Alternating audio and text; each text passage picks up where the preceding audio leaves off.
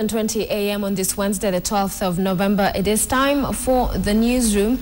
I want to introduce my guests to you this morning. Joining us today, John Alenamu, who is Special Projects Editor, to end with the editor. Henry Miner is in the middle. He's Regional Director, Article 19, Eastern Africa. And also with us is Patrick Gadara, who's a Communications Consultant. Gentlemen, good morning and thank you for joining us. We spoke about this last week, John, your story and Muhammad Ali, and it was consensus. It was a great job. Well done. Thank you. One of the things, there have been a few people who've come out to say different things. What is some of what you've had, the criticism you've received on that piece, from some saying that perhaps it should have been more inclusive of the more issues in religion, which I wondered then, would that have still gone in depth if that was the case? But directly, what is it you have had in as far as your approach to that story? Well, in addition to what you've just mentioned, the other criticism that we've had with respect to prayer predators and Makria in Gili is that it's a story that was already out there. And we accept that. I mean, we accept that there were some suspicions about Pastor Kanyari that were already out there that had formed the basis for other investigative stories in the past. But what was different about our story, I think, is the standard of proof that we were able to bring to that story, which is what investigative journalism is about. We're not always going to have new topics that we'll discuss. Investigative journalism, or rather the heart of investigative journalism to me, is shining a light on topics that are of public interest and bringing new perspectives to them. And I think we did that 100%. With respect to the other criticism that that it should be more inclusive of other religions, especially Islam, I'd say that that's a false assumption. That balance means that bringing in another religion into a subject such as this means that you're balancing that. That doesn't work. Balance is giving a person an opportunity to be able to respond to allegations that have been raised against that person in that particular story. I heard a critique on another media house saying that because other journalists have done similar stories and then gone a step further and done stories about radicalization in a mosque, that means that there is balance that has been applied to that one story.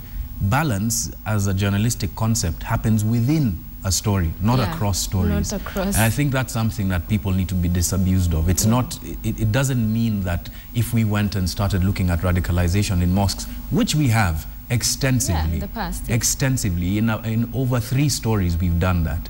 It doesn't mean that then applies to the story about Kanyari.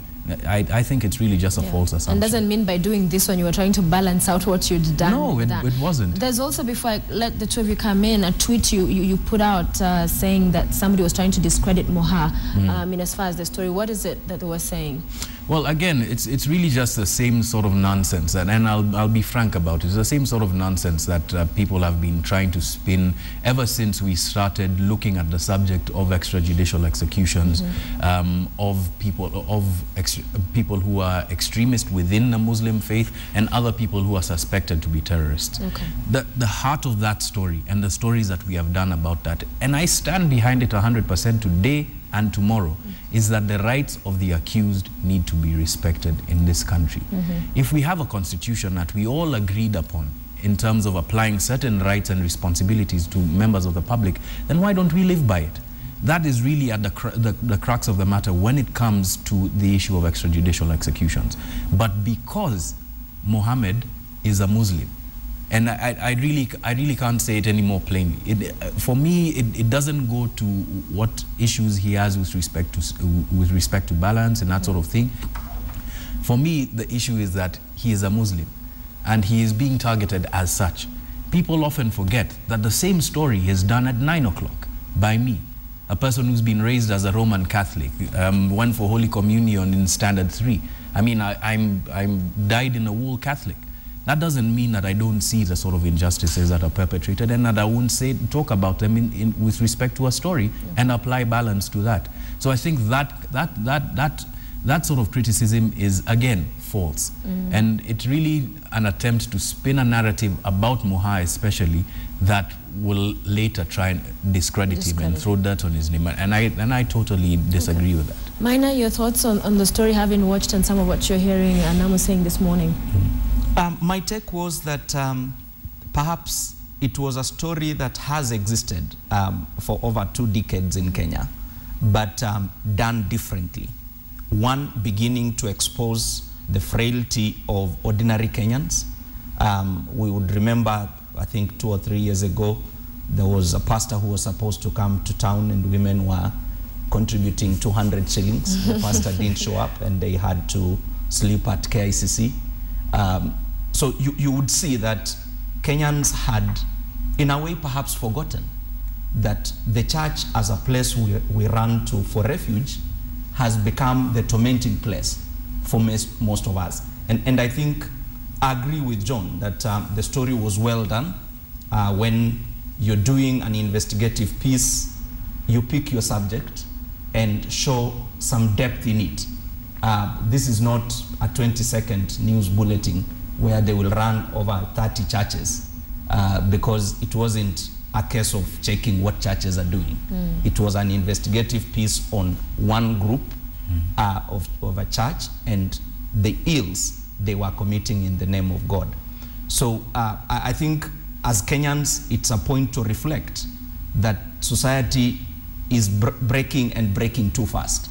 And I think for me, that's the big story that was sent to us, that our social fabric is broken, our social ties are broken as family.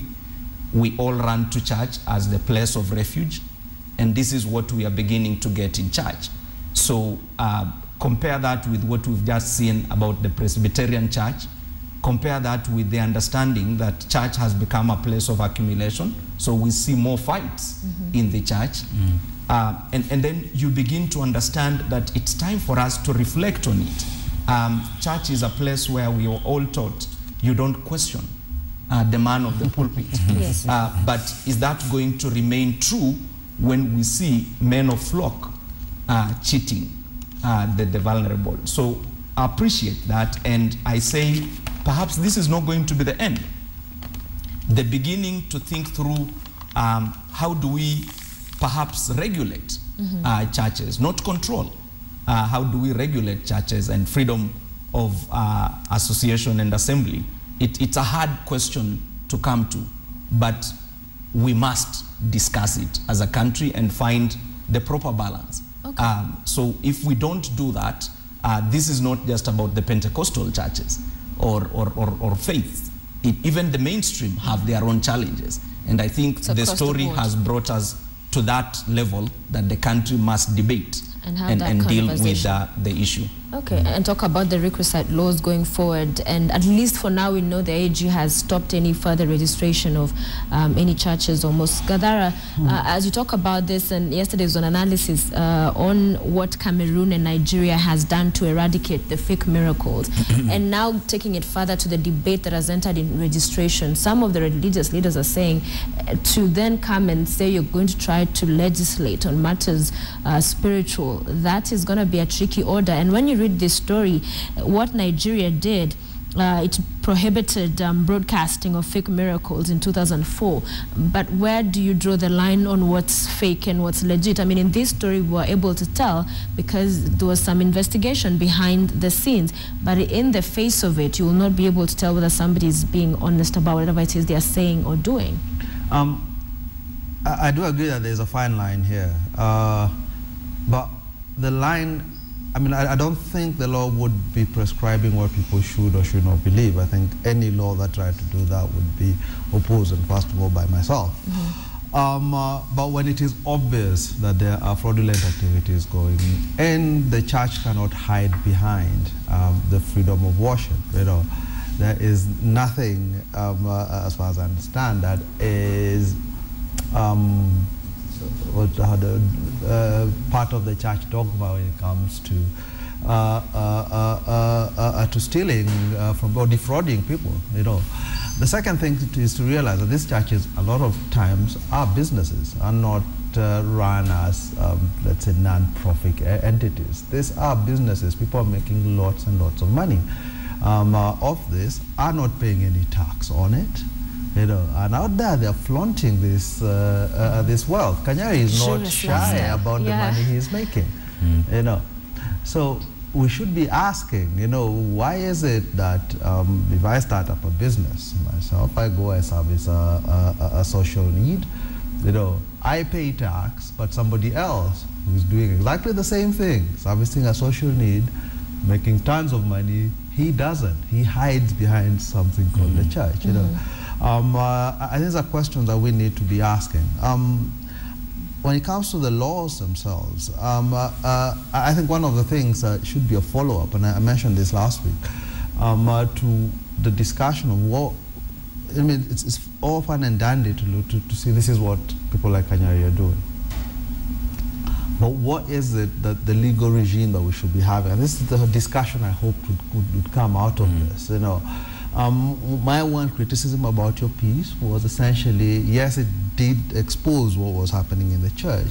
I would have wanted more commentary from the officials who are charged with regulation, and look at the laws that manage, the societies are. Yeah. What are changes? What are examples in other jurisdictions? etc. Now I know that is starting to happen, and it would be nice if, as a follow-up, you remember last week well, it is already happening. My big problem last week was everybody was talking about Betty Bayo, who turned out to be a who turned out to be a mute. So if we look at the substance, then these sorts of stories, what they can help us do is actually create a better environment where next time we can avoid people falling prey to these guys. I'll say one last thing.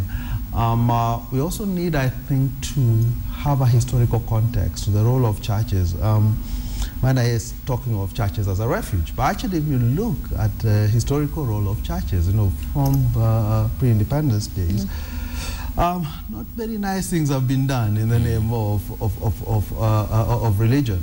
We all remember the missionaries who came in, and the colonialism that came on the back of that. And the fact that actually the churches were a major way through which society was controlled, and they were for a very long time supporters of the system.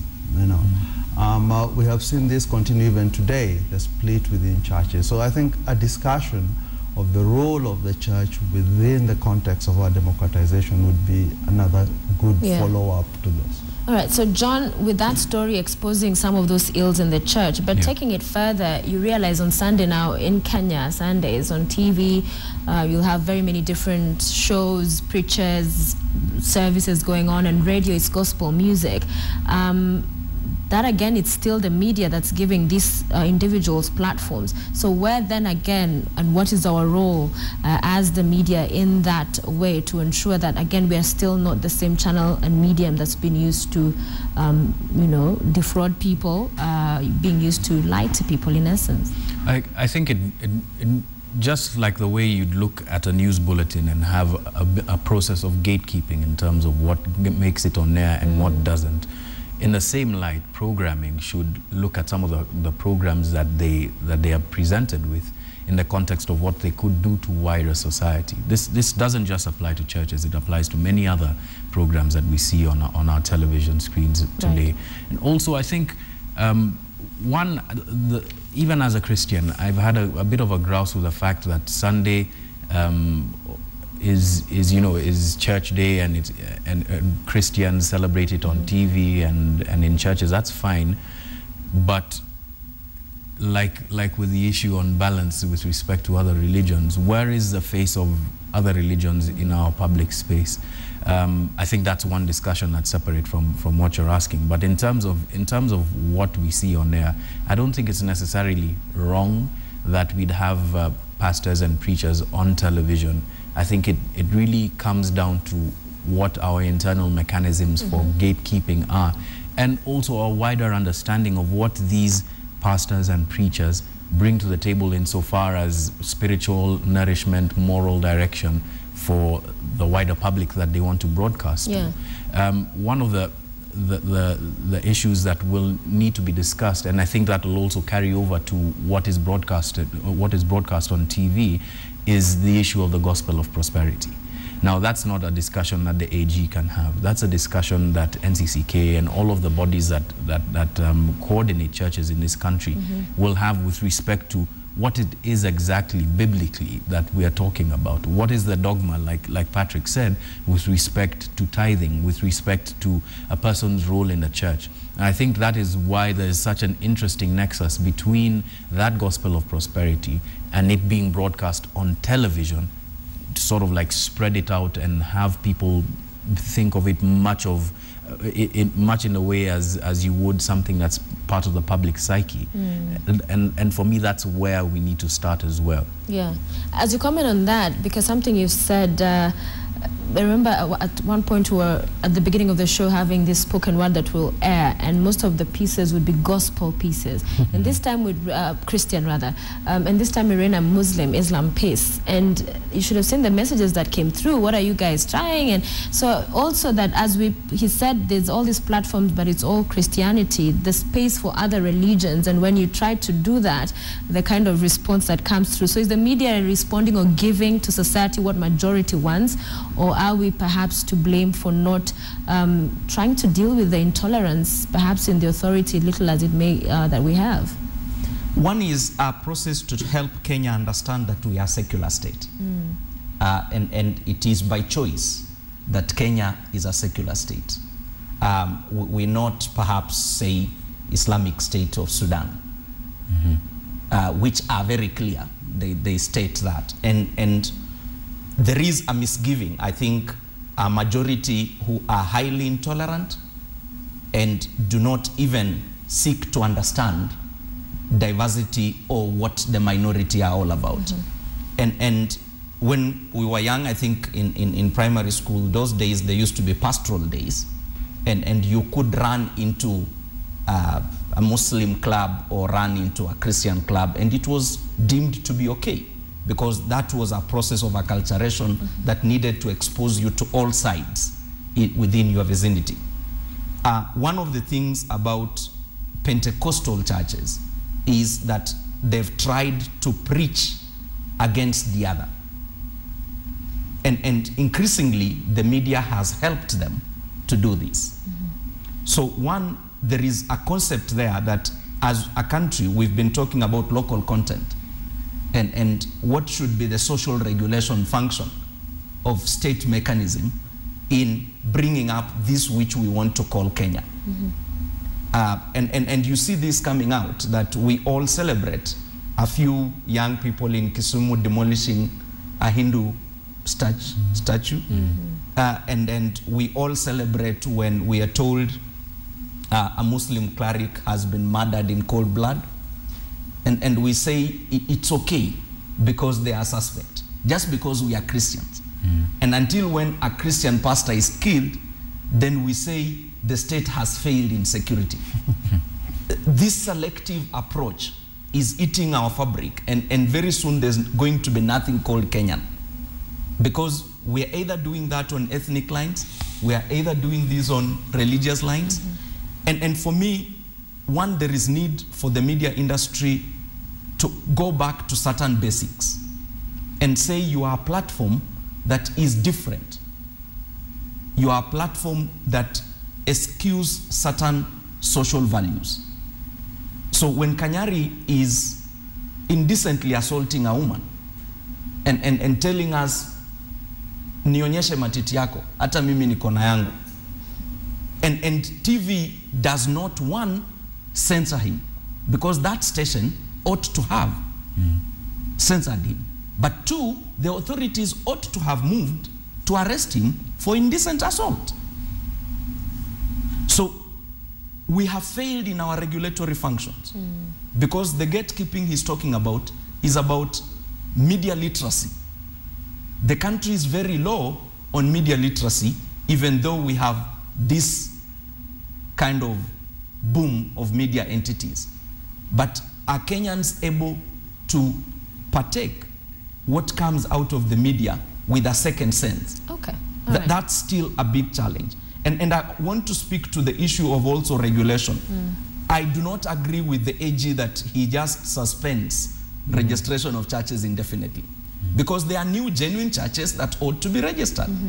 What we need to do is to ask ourselves, what has been that registration process and where has it fallen? So the AG should be put to account, and the Registrar of Societies, what has happened with their previous registration? Okay. How has these churches gone through? Is there a need to do an evaluation, a proper one, so that people who genuinely want to register churches must be allowed to do it? We cannot stop them because Kanyari did what he did, because they did not commit crime with Kanyari. All right. We need to also be a country that do not blame all because of one. A blanket punishment. One of the things I would add to that is, I mean, it seems very much to me now that the discussion has been left up to the AG to decide where the problems are. This has to be an inclusive thing. It's got to include not just stakeholders, as we like to call them, but everybody. You know, there has to be a process where we go around gathering views and understanding what actually are the problems. I highly suspect that if you got into it, you'd find Kanyari is just the tip of the iceberg. You know, yes. That there are others that are not necessarily scams running the way he ran his. You know, so let's understand what the problem are, what the problems are. You know, cast a wider net. You know, and then get lots of views and ideas about how we can resolve this. Not just leave it to the AG and State House to decide what the law will be. All right, we'll take a short break on that note. We'll come back and talk about lots more. Also, Claire Muganda will be joining the panel. Stay with us.